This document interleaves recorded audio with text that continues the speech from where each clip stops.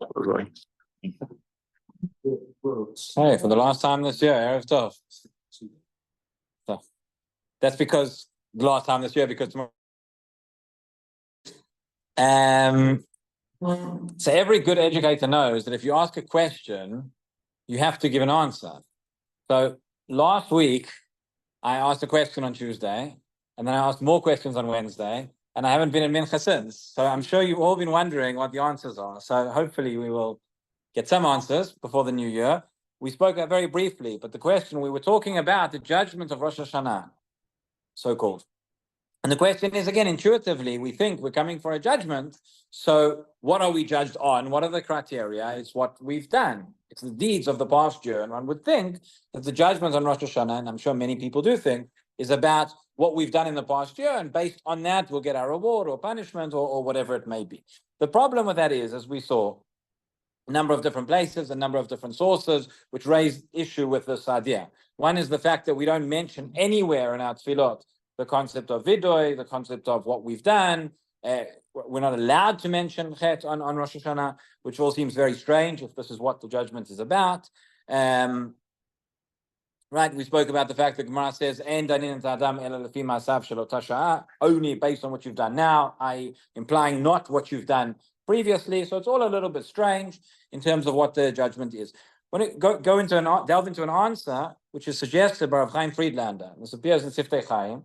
It's worth opening up. It's worth reading the whole piece inside. It's in Moadim Aleph, page 127 or thereabouts. But it's worth seeing the whole thing inside because it's fantastic and it really gives a new light in terms of what the meaning of Rosh Hashanah is. He asks another question, by the way, which is, if we're being judged for all the, it's a summary of the previous year, so it would make sense to have that judgment on the final day of the year rather than wait till the new year and then start again. So listen to what he says.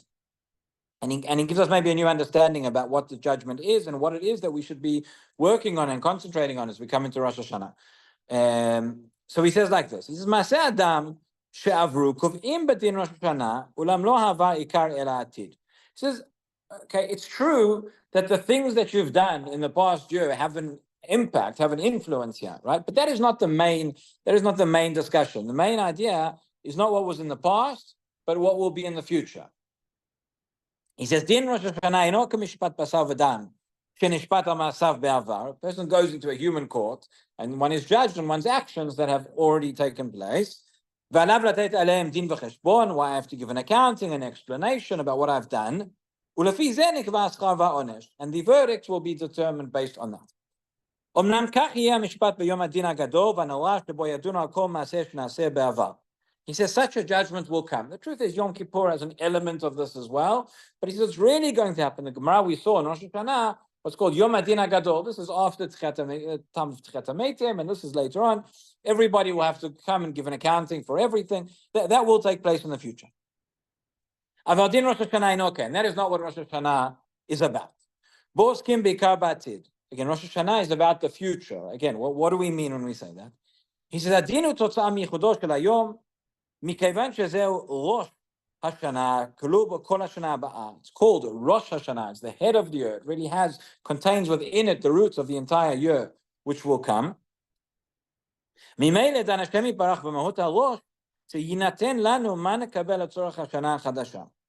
Hashem is judging us for is not ultimate reward and punishment, but it is for what we need and what we require and what we will have or who we will be for the year to come.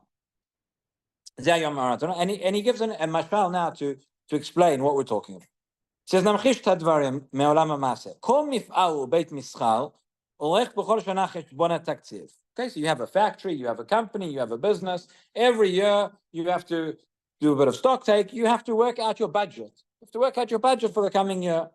He says a government has to work out a budget. Hamatara b'arichat taktiv wa'atid. Now you're working out the budget not in order to know what money you've already spent in the past year. Obviously, that's going to affect it.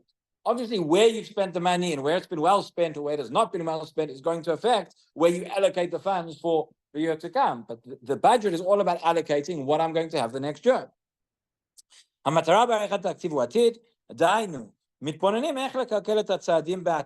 are we going to move forward?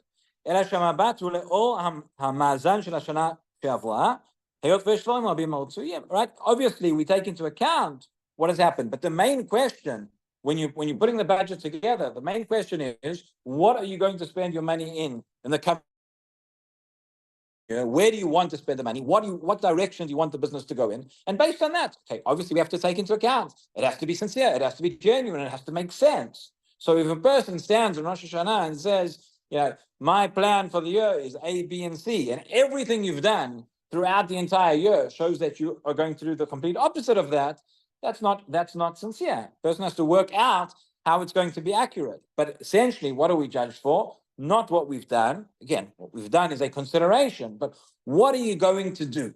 Who are you going to be? And that's what's being decided. So he says, he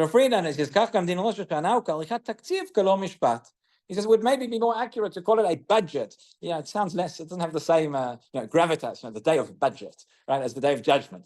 But that's essentially, he says that's a more fitting analogy to understand. The budget is being allocated for the year to come. Klomar, obviously how much money we'll have is a part of this, but that's just a small part.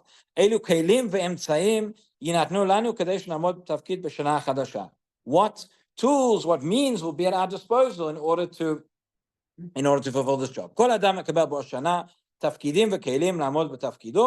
Every person gets whatever job, whatever tools they need. And that is what the judgment is.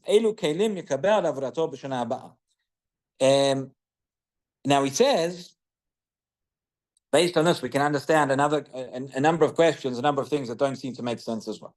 Another principle which he brings is that Rosh Hashanah is all klali. It's the general day. The specifics, the details of where everything will be, that's going to be worked out later, right? Throughout Yom Kippur and really throughout the entire year.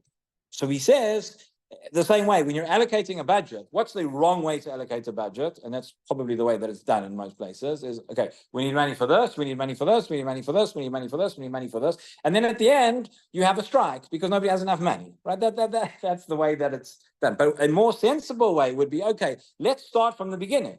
Let's start, what is the total amount of funds that we have at our disposal, okay? Or the total amount that we need, and you set that. And then you allocate, okay, within that, we'll give 10% to this, 20% to this, 5% to this, whatever it is. So Rosh Hashanah is not a day of details. Rosh Hashanah is not a day of specifics. It's about the general. What is the budget overall for the year to come?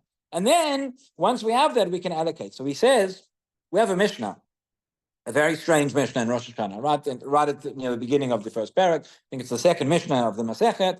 The Mishnah says, Be'arba prakim ha'olam nidon. The world is judged 4 times, right? What are the 4 times? The Pesach al Tvua, B'atzeret al Perot HaIlan, B'chag al Hamayim, B'Rosh Hashanah, Kol B'Olam Ovim Lefanav Kivnei Maron. Right? On Pesach, the world is judged for grain.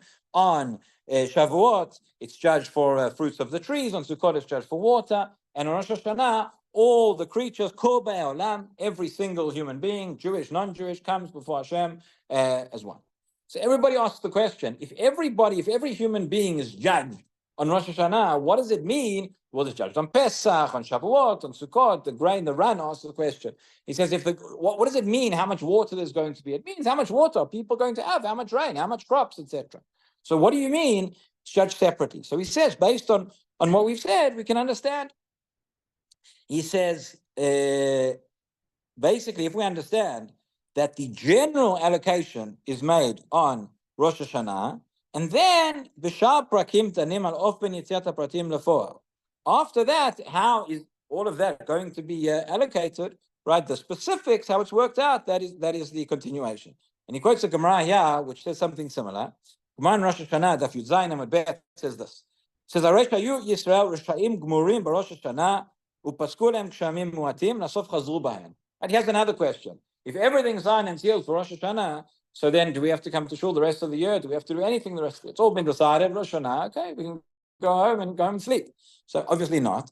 But so the Gemara says, if, let's say on Rosh Hashanah they were Rishaim and they got a unfavorable judgment, right? There's not going to be a lot of rain in the year. And then, Chazru Bahen B'Tshuvah. So Hashem cannot now add more rain because that's already been decreed. So what does he do?